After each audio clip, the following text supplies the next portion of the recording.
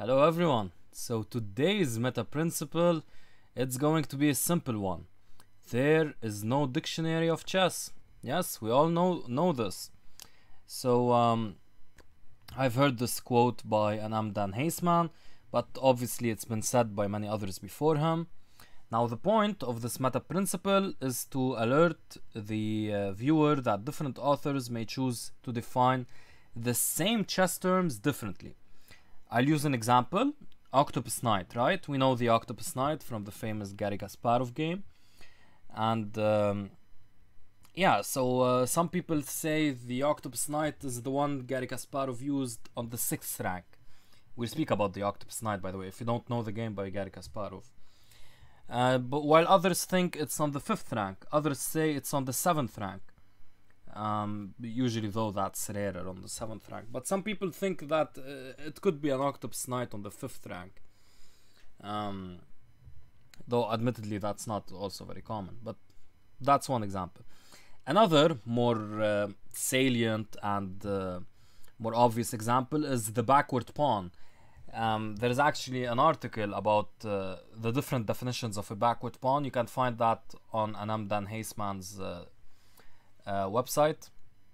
What is a backward pawn is its title, and there are also some certain terms one can think of, like strategy or a plan, or the difference between positional and strategic. Yeah, these are obviously many there are many different definitions of these sorts of things.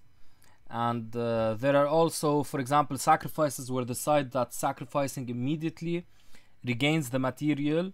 That's where the side that's sacrificing immediately regains the material. I'm sorry for that intonation.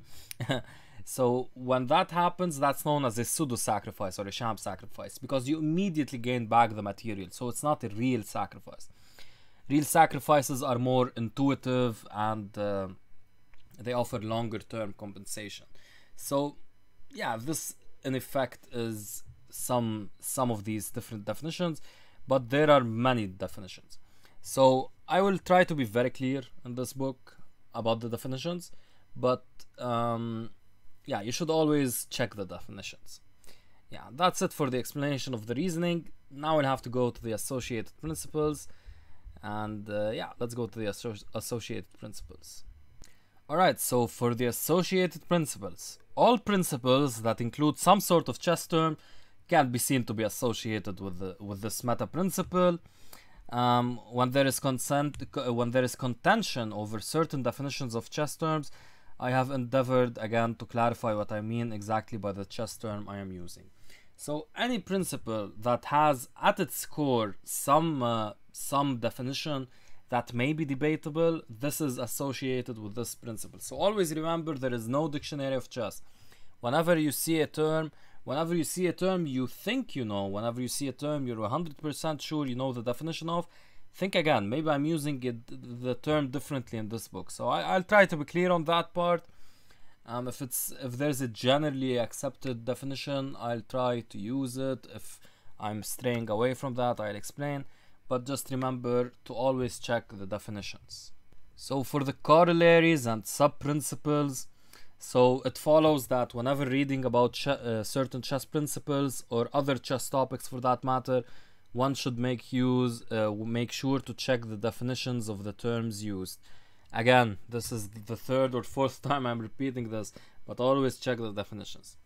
Alright guys, I hope you found this video helpful, and yeah, just remember this, because at many points you will find that the definition one author is using is different from the other. So keep that in mind. Alright guys, take care.